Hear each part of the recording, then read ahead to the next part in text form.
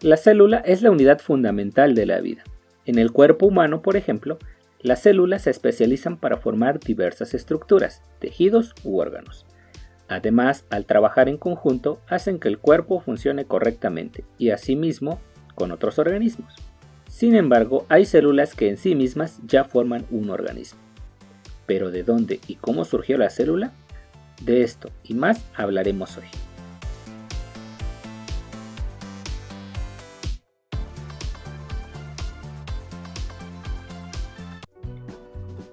Primero, recordemos que toda la materia está constituida por átomos. Estos elementos que forman la materia de los organismos vivos se llaman bioelementos, y los más abundantes, pero no los únicos, son carbono, hidrógeno, oxígeno, nitrógeno, fósforo y azufre, el famoso CHOMS. Los átomos forman moléculas al unirse, por lo que las moléculas derivadas de estos bioelementos y de otros átomos importantes forman las biomoléculas y son las precursoras de la vida. Estas pueden ser orgánicas e inorgánicas. Las células están formadas por las partes anteriores, pero con una gran complejidad organizacional. Las investigaciones que nos han dado lo que sabemos sobre la célula tienen su historia, pero las abordaremos en otra ocasión. Theodor Schwann, filósofo y botánico alemán, en 1839 publicó un informe sobre las bases celulares del mundo animal. En ella propuso los primeros dos principios de lo que conocemos como la teoría celular. 1. Todos los seres vivos están compuestos por una célula o más. 2. La célula es la unidad estructural de la vida. En 1855, Rudolf Virchow, médico y político alemán, argumentó el tercer postulado de la teoría celular. Las células solo pueden originarse por división de una célula preexistente. Estos tres postulados son perfectamente aplicables hasta hoy y lo seguirán siendo a pesar de ser propuestos hace más de un siglo, ya casi dos.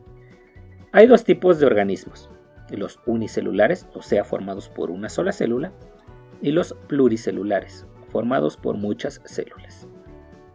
Algunos ejemplos de organismos unicelulares son las bacterias, protozoos y microalgas. Estos pueden formar grupos denominados colonias, y en estos casos algunos de estos organismos pueden hacer una función y otras otro, como si fueran un solo organismo. Sin embargo, cada una puede vivir de manera independiente de la colonia.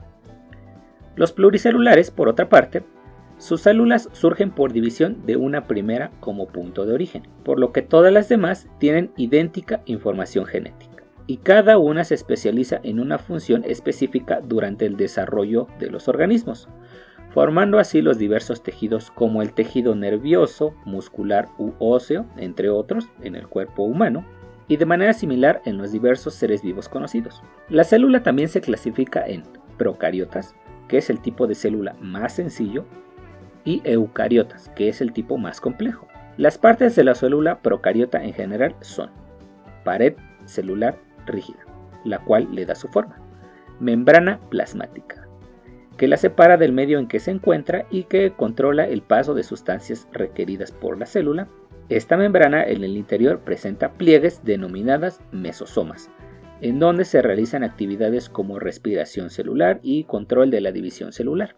Citoplasma, el cual está lleno de agua y contiene gran cantidad de sustancias disueltas, lípidos, reservas de energía, y es donde se realiza el conjunto de reacciones químicas, por lo que su función se resume en almacenamiento, nutrición y metabolismo. Ribosoma, que es la parte donde se construyen las proteínas. ADN, que es el material genético cuya información controla la actividad celular. Tiene estructura circular, constituyendo el único cromosoma de la célula.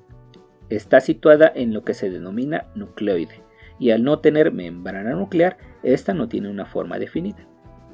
Plásmidos, que son pequeñas secuencias de ADN circular extracromosómico, o sea, fuera del cromosoma, y que le permiten intercambiar material genético con otras células o resistencia frente a antibióticos. Algunas bacterias presentan flagelos, que son estructuras que facilitan el movimiento del organismo. Otras también presentan pili, que son estructuras rígidas en la membrana para conectarse con otras células y transmitir información genética. o sea que es como su cable USB. Es importante mencionar que la célula procariota solo forma organismos unicelulares y en su gran mayoría bacterias y en menor medida algas cianofíceas, mientras que las células eucariotas forman organismos unicelulares y pluricelulares. Las células eucariotas tienen aún más partes y hablar de estas se complica pues los organismos son muy diversos, desde protozoos hasta plantas y animales, por lo que surge la necesidad de hablar por separado de todos ellos. Así que hoy nos concentraremos en las características más importantes y generales de las células eucariotas, las cuales son 3. Membrana plasmática. Es una capa que rodea a la célula formada por lípidos, proteínas y una pequeña proporción de glúcidos. Regula el paso de sustancias, capta información del exterior o estímulos del medio en el que se encuentran. Algunas células animales poseen encima de la membrana plasmática una cubierta de hidratos de carbono y en el caso de las células vegetales tienen una pared gruesa de celulasa que cubre y protege la membrana plasmática llamada pared celular. Citoplasma. Esta parte comprendida entre la membrana plasmática y la membrana nuclear, el cual está formado por un medio acuoso en donde se encuentran los orgánulos que realizan diversas funciones. El citoesqueleto, que es la estructura interna rígida de la célula. El núcleo. Es el organulo más grande en el interior de la célula y lo que caracteriza a la célula eucariota.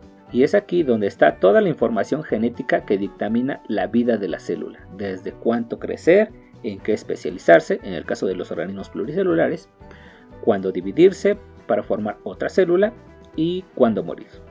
Sí, morir. Y es que si algo caracteriza a la célula es la vida. En organismos como plantas y animales, miles de células mueren todo el tiempo, y todo el tiempo se reemplazan por células nuevas. Pero hay células que pueden ser extraídas y que, conservándolas en medios adecuados en laboratorio, estas pueden seguir vivas y multiplicarse durante periodos largos de tiempo.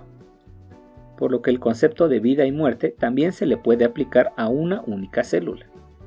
De manera natural, una célula podría haber alterado su ciclo normal de vida. Un claro ejemplo son las células tumorales, las cuales crecen de manera descontrolada, generando un aumento de volumen del tejido en el que se encuentran, con la posibilidad de generar cáncer. En 1951, George Kay de la Universidad Johns Hopkins realizó el primer cultivo de células humanas extraídas de un tumor maligno proveniente de una paciente llamada Henrietta Lacks, por lo que las llamaron células HeLa. Estas células son cultivadas in vitro, es decir, fuera del cuerpo humano. Las células HeLa descendientes por división celular continúan creciendo en laboratorios de todo el mundo y gran parte de la información y conocimiento generado sobre la biología celular y molecular se debe al estudio de estas células. ¿Pero de dónde y cómo surgieron las células? Hablar sobre el origen de la célula es hablar sobre el origen de la vida, por lo que aún no se tiene un conocimiento exacto de cómo surgió la primera célula. Pero por supuesto hay muchas teorías e hipótesis. Y si eres de esas personas que les agrada escuchar teorías poco o nada convencionales, seguro has escuchado las propuestas que dicen que fueron extraterrestres los que sembraron la vida en la Tierra, tal y como lo muestran en algunas películas de ciencia ficción, que por cierto son bastante entretenidas, en especial por lo convincente que su argumento puede sonar. Pues te diré, estas ideas no son nuevas, y desde la antigüedad ya se tenían estos planteamientos, pero esta idea tomó seriedad y popularidad por la hipótesis de la panspermia, planteada por el sueco Premio Nobel de Química en 1903, Svante August Arrhenius, como explicación del origen de la vida en la Tierra planteada en su libro World in the Making, publicado en 1908. En la hipótesis de la panspermia hay diversas formas en su planteamiento, y aquí te menciono 3, con la promesa de que lo abordaremos en otro video. 1. Panspermia natural. Propone que la vida en la Tierra inició con la llegada de bacterias muy resistentes por medio de meteoritos, y que encontraron en la Tierra un medio propicio para su proliferación.